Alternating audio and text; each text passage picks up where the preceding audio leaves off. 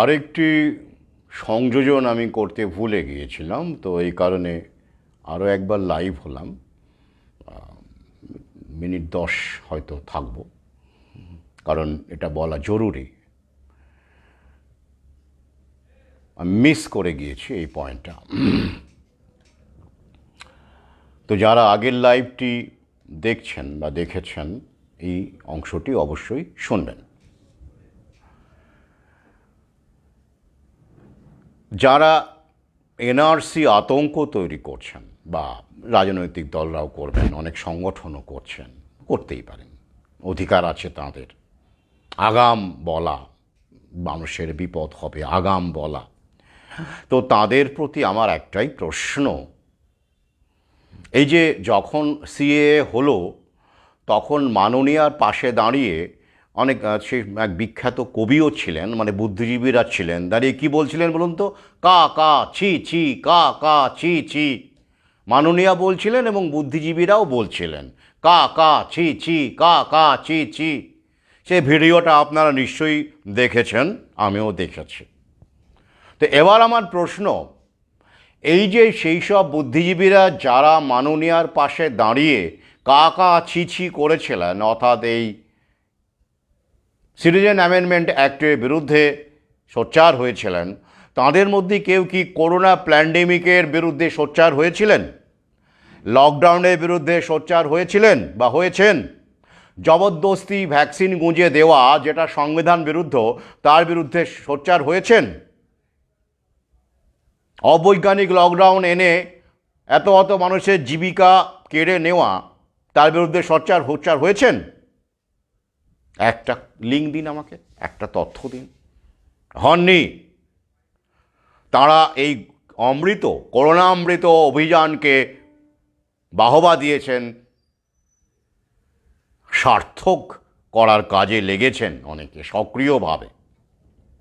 তা ওরা যদি আগাম বুঝতে পারেন এত কিছু, তা এই করোনা অমৃতের পার্শ্ব প্রতিক্রিয়াটা বুঝতে পারেননি? এনআরসিটা বুঝতে পেরেছেন কত বিপদ আসতে চলেছে মানুষের জীবনে, কত ভয়াবহ, ওটা বুঝতে পেরেছেন, তাই তো? কিন্তু ভ্যাকসিনের পার্শ্ব প্রতিক্রিয়াটা বুঝতে পারেননি, এত এত মৃত্যু এটা বুঝতে পারেননি, হার্ট অ্যাটাক, ব্রেন স্ট্রোক বুঝতে পারেননি। কি খেলাটা বোঝা যাচ্ছে? কি এটা রাজনৈতিক দলের খেলা। আপনি যখন কাকা ছিছি করছেন, তখন একটা পার্টিকুলার রাজনৈতিক দলের বিরুদ্ধে স্লোগান দিচ্ছেন।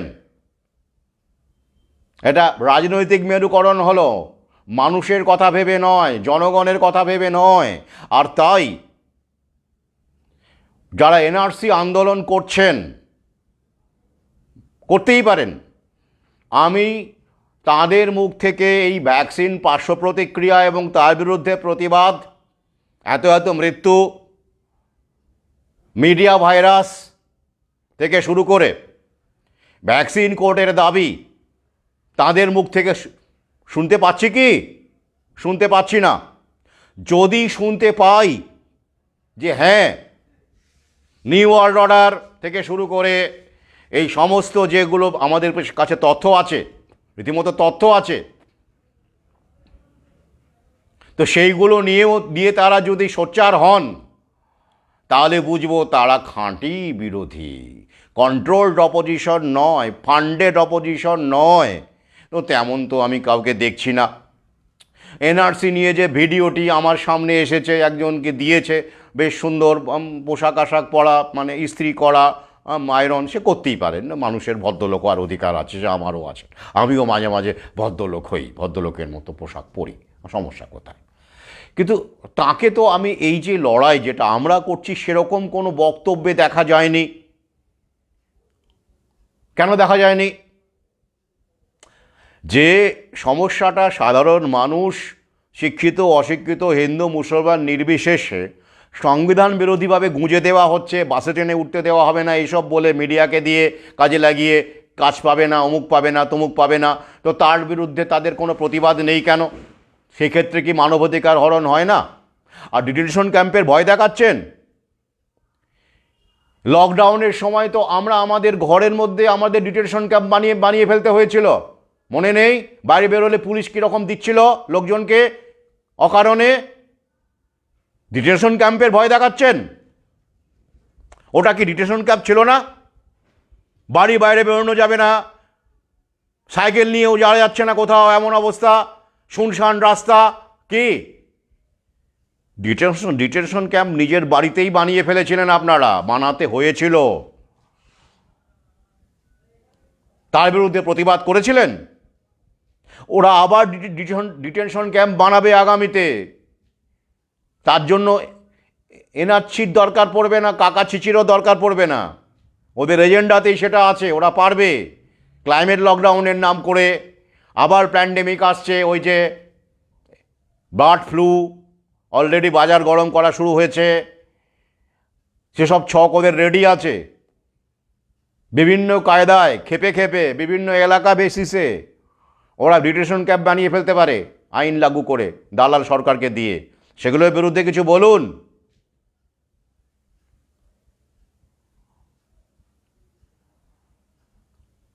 যারা এখনও ব্যাপারটা ধরেননি, তাদেরকে ধরতে পারিনি, তাদেরকে সহজ করে বলি, এত কিছু জটিল জিনিস আপনাদের পক্ষে মনে রাখাও সম্ভব নয়, এত তথ্য, এত কিছু।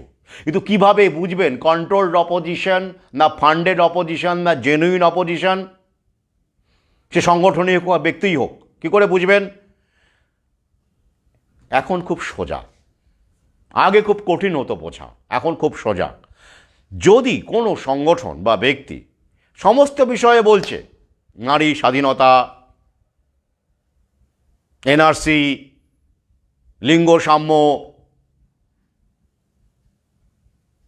প্রযুক্তি, সমস্ত কিছু নিয়ে বলছে, কিন্তু ভ্যাকসিনের পার্শ্ব প্রতিক্রিয়া নিয়ে কিছু বলছে না, ভ্যাকসিন বাধ্যতামূলক নয় সেটা নিয়ে কিছু বলছে না, তাহলে বুঝবেন কন্ট্রোলড অপোজিশন। খুব সহজ এখন ধরা, খুব সহজ।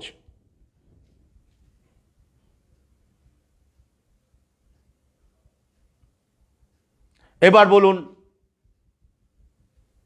হ্যাঁ অরূপ ঠিক বলেছ। এবার না, ওরা জানে না তাই বলছে না, তাই আমার কাছে নিয়ে আসুন, আমি এরকম অনেককে জানিয়ে দিয়েছি, বুঝিয়ে দিয়েছি। তারপরে আরএসএস এর মানুষ, হ্যাঁ বুঝিয়ে দিয়েছে, একদম তথ্য দিয়ে সব বুঝেছেন।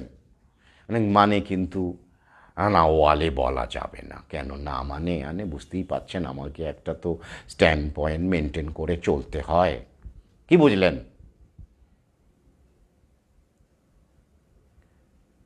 অর্থাৎ বুঝলেও, বুঝিয়ে দিলেও ওরা করবে না। কেন? ফান্ডিং বন্ধ হয়ে যাবে।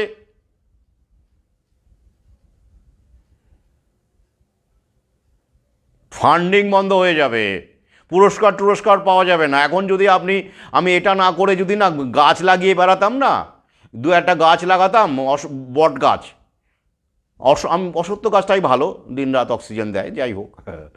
তো তো অশ্বত্থ গাছ বা বট গাছ যদি লাগিয়ে বেড়াতাম বিভিন্ন জায়গায়, জানেন তো, আর ভিডিও দিতাম, এই যে গাছ লাগালাম। আমি তো গ্রামে গঞ্জে প্রচুর ঘুরি, লাগাতেই পারি, শহরেও ঘুরি, এখানে যাই সেখানে যাই। আমার লক্ষ্য কি? আমি জীবনে 10,000 বট গাছ লাগাবো বা অশ্বত্থ গাছ লাগাবো। সম্বর্ধনা দিত লোকজন, জানেন তো। ওরে বাবা, ওরা গাছ কাটবে, এই যে আদানি গাছ কাটছে ছত্তিশগড়ে, ভিডিওতে বলেছিলাম কত লক্ষ গাছ কাটছে, আর 4 লক্ষ গাছ ওরা কাটবে। আর সাধারণ মানুষ গাছ লাগাবে, তখন তাকে নিয়ে প্রমোট করা হবে, কি ভালো লোক, গাছ লাগিয়ে লাগিয়ে বেড়াচ্ছে,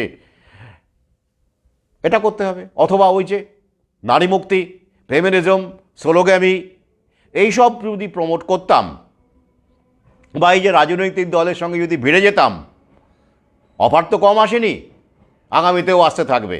সংগঠন, সরাসরি রাজনৈতিক দল না হলেও বিভিন্ন সংগঠন আছে, রাজনৈতিক দলের ইশারাতেই চলে, তারা নামে নিউট্রাল। এসব সংগঠনের সঙ্গে ভিড়ে গেলে, বা এই যে জায়নিস্ট যে ন্যারেটিভ, তার সঙ্গে একমত হয়ে কাজ করতে পারলে, লিখলে, আমি তো লালে লাল হয়ে যেতাম, মানে ওই অর্থে লালে লাল, মানে টাকা টাকা, হ্যাঁ ফান্ডের প্রবলেম হতো না। এতদিন গাড়ি নিয়ে ঘুরতাম, একাধিক গাড়ি হয়ে যেত, সে সুযোগও পেয়েছিলাম। কিন্তু ওই যে দিনের শেষে আয়নায় মুখটা দেখতে চাইতো, নিজের কাছে শান্তি, স্যাটিসফ্যাকশন, কে কি বুঝলো, কে ভাবলো, কি হলো, আমি অতটা তো ভাবি না। At the end of the day I want to look at the mirror. মৃত্যুর আগের দিন পর্যন্ত যেন সেটা করে যেতে পারি। যাই হোক, খুব সহজ করে বললাম। কিভাবে ধরবেন, কিভাবে বুঝবেন কন্ট্রোলড অপোজিশন, ফান্ডেড অপোজিশন কতটা না জেনুইন বিরোধী, করোনা আসার পরে খুব সহজ হয়ে গেছে।